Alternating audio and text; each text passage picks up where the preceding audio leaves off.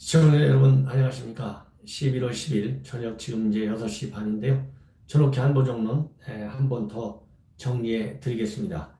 오늘 정우용, 그 다음에 노영민, 김상조 3명의 청와대 실장이 기자회견을 청와대에서 했습니다. 그 중에 전반적인 총괄적 평가는 제가 이미 앞에서 해드렸는데요. 지금은 정우용 안보실장이 북한의 핵 문제와 관련해서 기자회견에서 밝힌 내용 중에 특히 우리가 꼭 짚고 넘어가야 할 대목 하나를 더 추가하겠습니다. 뭐냐면 현재 미국 간의 북한 핵 폐기 문제에 관한 협상이 사실상 중단되어 있어요. 이 중단되어 있는데 이게 시간이 딱 설정되어 있습니다. 이 시간을 설정한 사람은 바로 김정은이죠. 김정은이가 이미 지난 4월서부터 최고인민회의 시정연설에서부터 뭐라고 얘기했냐면 금년 연말까지 미국이 기존의 빅딜 전략을 고치고 새로운 계산법을 들고 나와달라. 이거를 제안해달라. 이렇게 김정은이 얘기한 이후에 북한의 모든 고위 당국자들이 연쇄적으로 이러한 연말 내 미국의 전략 변경을 계속해서 집요하게 물고 늘어지고 있어요. 그렇지 않을 경우에는 끔찍한 사변이 올 수 있다. 이렇게 얘기하고 있고요. 이 갖은 용어를 다 동원해서 미국을 압박하고 있습니다. 딱 한 가지 예외, 트럼프에 대한 비난만큼은 삼가하고 있어요. 그렇기 때문에 이 북한이 과연 미국이 연내에 새로운 전략을 북한에 제시하지 않을 경우에 어떤 방법으로 나올지도 이제 우리가 궁금한 사항 중에 하나인데요. 또 미국도 마찬가지입니다. 미국이 북한으로 하여금 이렇게 연내시한 압박만 받고 있는 것이 아니고 미국은 일면 정면 외교적인 그러한 수사를 통해서라도 북한하고 정면 대결하는 것은 가급적 피하고 있는 추세입니다. 그렇기 때문에 트럼프가 직접 나서서 김정은이를 축켜 세우는 그러한 메시지를 계속 날리고 있고요. 특히 어제만 하더라도 트럼프 대통령이 느닷없이 김정은이하고 전화하고 있다. 이렇게 또 밝혀가지고 이 세상을 또 놀래가 하기도 해요. 예. 이런 것처럼 지금 미국 내에서는 그나마 이러한 김정은이의 투정 부리는 그리고 이 말도 되지 않는 빅딜 전략의 변경 요구에 대해서 냉담하게 반응하고 있다는 것이 하나의 특징입니다. 이런 그 배경 지식을 여러분들께서 갖고 계시리라 믿습니다. 그러면 이러한 상황에서 오늘 정우영 안보실장이 뭐라고 얘기했냐? 요거를 제가 여러분들께 말씀을 드리면 핵심적으로는 핵 문제, 한국도 당사자이고 이다 이렇게 밝히면서 중요하게 언급하고 있는 것이 바로 뭐냐면요. 2017년도 이전의 상황으로는 회귀되지 않도록 하겠다. 이를 위해서 미국 간의 협상의 실마리를 찾도록 미국과 공조해 나가겠다. 이런 입장을 밝히고 있고 또 미국 간의 협상 연내 시한을 넘길 경우에는 이 정세가 악화될 것이 우려되기 때문에 여러 가지 컨티뉴시 플랜을 대비해서 준비해 놓고 있다. 이런 요지의 발언을 했습니다. 예. 조금만 더 이제 미국 간의 정상회담 가능성, 며칠 전에 국정원에서는 정보위에서 12월 중을 목표로 해서 미국 간의 지금 협상 준비 과정이 진행되고 있다. 이렇게 얘기했거든요. 그런데 저는 이미 여러분들께서도 아시다시피 미국 간의 정상회담은 금년 안에 불가능하다. 이것을 올 봄부터 저는 지속적으로 주장해 오고 있는 사람입니다. 그래서 이 국정원에서 국회에 보고한 내용하고 그 다음에 청와대에서 오늘 정우용 안보실장이 기자회견을 통해서 얘기한 내용하고는 이 분위기가 확 달라요. 그러니까 이게 도대체 정보를 어디까지 공유하는지, 이 정보를 공유하긴 하는데 정보 평가를 달리하는 건지 이거 도대체 알 수가 없어요. 이러니까 일각에서 이 안보실 봉숭아 학당 같다. 현 외교안보 라인 이게 무능하다. 조정이 안 된다. 이런 얘기가 나오는 거예요. 스스로 비판을 자초하고 있다. 이렇게 봅니다. 아니 국정원 보고가 바로 며칠 전이었는데 엊그제인데 정우영 안보실장이 미국 간의 정상회담을 해서 이렇게 얘기했어요. 북미 협상 재개의 시기를 예단하기는 어렵다. 12월 얘기가 쏙 들어갔어요. 여당이 어쩌면 미국 측에서 매우 적극적으로 북한을 설득하고 있는 것으로 한다.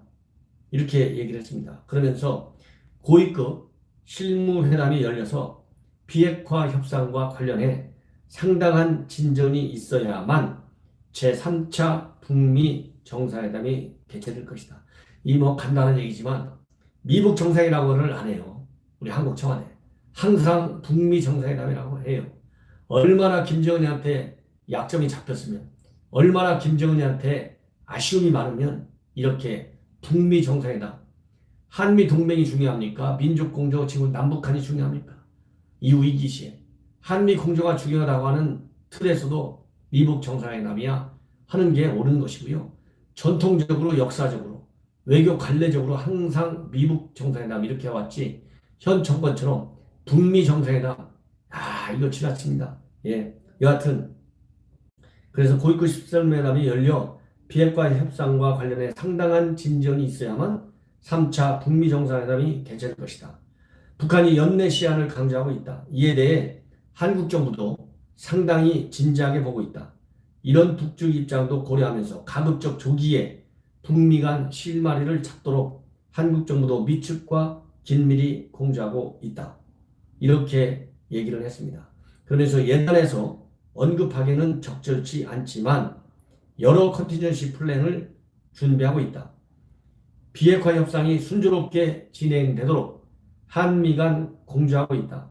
그래서 한국 정부로서는 2017년도 이전 상황으로 절대로 돌아가서는 안 된다고 생각하고 있다. 이를 위해 여러 가지 노력을 하고 있다.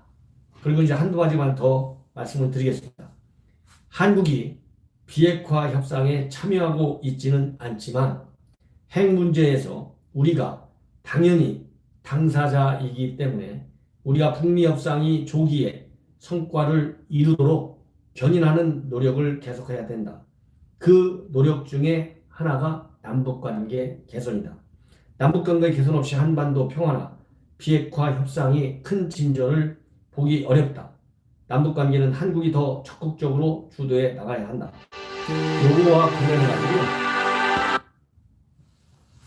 요거와 관련해서 이제 제가 분석을 해 드리겠습니다. 첫 번째 중요한 분석의 변수는 남북관계를 주도적으로 진전을 보도록 노력하겠다는 거거든요. 그럼 현재 남북관계 이 현 정권 초기에는 무슨 문제가 있었습니까? 미북관계의 발전과 관계없이 비핵화 문제의 진전과 관계없이 남북한 관계를 진전시키겠다. 이것이 현 정권 초기에 추진한 전략입니다.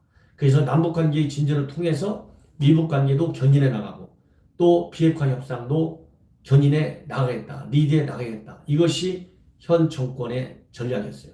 즉 이 얘기는 뭐냐? 한미 공조보다는요. 민족 공조 우선 원칙을 해서 남북관계를 먼저 진전시키겠다는 이념적 외교의 전략이라고 저는 평가하고 싶습니다.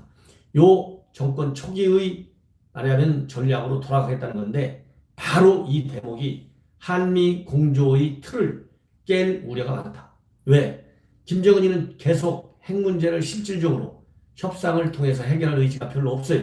시간만 질질 끌면서 대북 제재명만 무너뜨리고 또 이 한반도에서의 미국이 그들이 얘기하는 적대시 정책, 즉 주한미군 없애고 훈련 안 하고 한미동맹 없애고 이런 것만 이번 미국 간의 협상의 틀 안에서 달성시키고 싶은 것이지 실질적인 핵을 폐기하는 의사가 없는 것이 이제 확인이 되지 않습니까? 그렇기 때문에 미국은 전통적으로 남북과의 관계는 미북 관계 개선과 병행적으로 비례적으로 발전시켜야 한다는 것이 미국의 오랜 대한반도 정책입니다. 이것을 현 정권에서 지키지 않으니까 미국이 채찍을 들고 나왔고 제재 면제 잘 안 해주고 특히 금강산, 개성공단, 남북철도 이런 건 전부 수습시켰잖아요. 이 얘기는 남북관계만 진전될 경우에는 미국의 한반도에 대한 영향력이 줄어들 수밖에 없고 그럴 경우에는 상대적으로 이게 중국만 좋아하게 된다. 그래서 사실상 한반도에서의 중국의 패권 급속도로 신장된다. 이거는 미국이 용서할 수 없다. 이런 거거든요. 그래서 이렇게 남북관계 진전을 많이 나가겠다. 이게 컨티전시 플랜이 하나예요. 매우 위험한 플랜이다. 이런 얘기를 하고 싶고요. 그 다음에 또 하나는 2017년도 이전의 상황으로 돌아가지 않도록 노력하겠다. 이 얘기거든요. 자, 2017년도 상황은 우리가 잘못해서 한 겁니까? 2017년도 상황 악화, 군사적인 충돌 위기, 이거는 김정은이가 핵실험을 계속하고 또 미사일 발사를 계속함으로써 군사적인 충돌 위기, 군사적인 압박과 도발 위기를 고의적으로 주도적으로 계속하는 바람에 한반도에서의 군사적 긴장이 고조가 됐고, 이러한 북한의 도발에 대해서 미국 트럼프 대통령은 용납할 수 없다. 군사적인 선제 타격도 가능하다. 그러한 전략의 일단을 실질적인 무력 시위를 통해서 특히 전략자산 B2, B52 전폭기, 핵자산까지 전부 핵 항모까지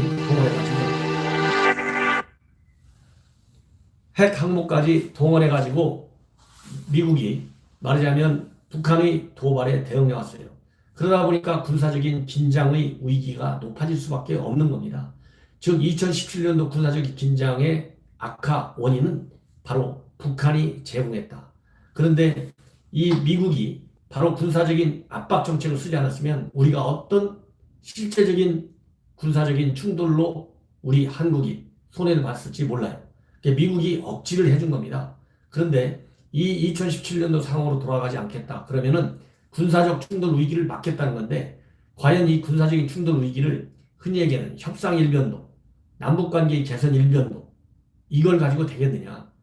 힘에는 힘으로, 도발에는 강력한 군사적인 무력 시위를 통해서만 2017년도와 같은 군사적인 위기를 막을 수가 있어요. 그래서 이 정우영 안보실장이 얘기하는 군사적인 위기 2017년 이전 상황으로 돌아가지 않게 하겠다라고 하는 것도 한미 간의 마찰 요인을 미리 얘기해 주는 거나 마찬가지다. 이렇게 얘기할 게 아니라요. 2017년도 이전 북한이 먼저 군사적인 위기 조성을 했는데 이런 거는 우리가 용납하지 않겠다.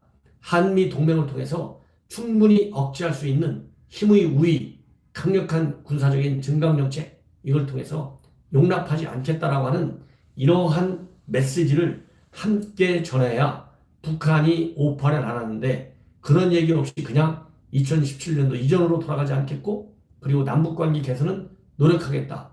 이 얘기는 결국은 유화정책으로 선비핵화가 아니라 선제재화나 또 선비핵화가 아니고 선평화체제 구축, 이런 방향으로 우리가 흘러갈 수 있다고 하는 그러한 시그널을 김정은과 그리고 미국 당국 또 일본에게도 중국과 러시아에게 북한에게 다 줄 수 있다. 이것은 결국 우리의 대북, 대미, 대외 전략이 굉장히 유화적으로, 즉 김정은의 압박과 도발 위기에 우리가 강력히 힘으로 맞받아치겠다, 이런 의지가 없는 걸로 비춰질 우려가 있기 때문에 상당히 걱정스러운 일면을 볼 수 있다. 저는 그렇게 판단합니다.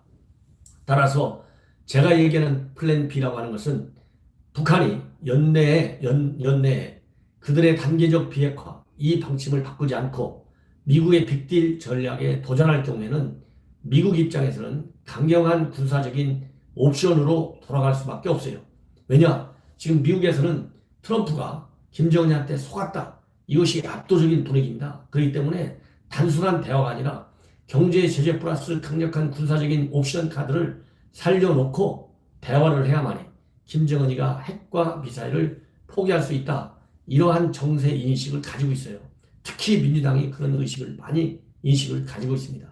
그리고 트럼프는 이 힘이 뒷받침되는 협상, 그리고 쉽게 김정은이의 전략에 말려들지 않는 협상 태도, 이것을 유지할 때 비로소 이 대선 정국에서 그야말로 미국 내 지지 기반을 확보할 수 있지, 이렇게 유약하게 김정은이를 대화를 통해서 핵 문제를 다룬다. 그러면요, 트럼프의 지지 기반이 무너져요. 그렇기 때문에 트럼프 입장에서는 이렇게 약하게 북한과 대화를 통한 전략에만 올인할 수 없는 국면이다. 따라서 현 정부는 이 컨티전시 플랜에 반드시 미국의 북한에 대한 강공 정책과 공조를 같이 하는 방향으로 이 컨티전시 플랜을 마련해야 된다. 이것을 제가 부탁하고 싶습니다. 시청자 여러분, 저의 논평에 공감을 하시면 제 방송 꼭 구독을 눌러주시고 주변 분들과 공유해 줄 것을 당부드립니다. 대단히 감사합니다.